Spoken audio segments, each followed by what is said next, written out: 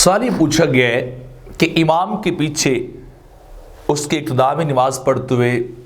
پہلے اتحیات میں اگر امام پہلے ہی کھڑا ہو جاتا ہے تیسری رکعت کے لیے اور مقتدی کا بھی تشہد مکمل نہیں ہوا تو وہ کیا کرے؟ بیٹھ کے عبدہ و رسولہ تک پڑھے یا کہ وہ وہیں چھوڑ کے امام کے پیچھے کھڑا ہو جائے؟ یا دوسری صورت یہ بھی ہے کہ آخری قعدہ میں امام نے جلدی سلام پھیر دیا اور ابھی مقتدی نے اپنے تشہد کو مکمل نہیں کیا تو پھر وہ کیا کرے؟ اس کے لیے حکم کیا؟ تو جب حکم یہ ہے کہ ان صورتوں میں مقتدی جو ہے وہ اپنے تشہد کو پورا کرے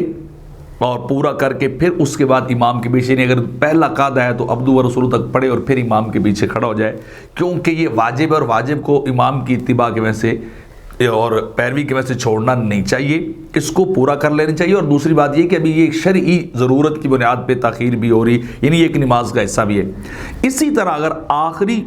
قعدہ میں امام صاحب نے جلدی سلام پھیر دیا تو کم از کم عبدہ و رسولہ تک تو ضرور پورا کرنا چاہیے، جو انسان کے لیے واجب ہے، ضروری ہے۔ ہاں آگے درود شریف ہے،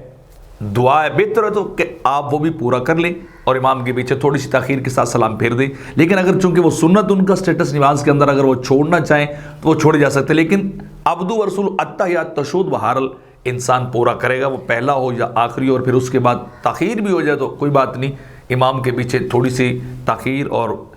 وقت کے بعد وہ سلام جو ہے پھیرا جا سکتا ہے۔ تو اس طرح انسان کی نماز جو ہے وہ پوری ہو جائے گی۔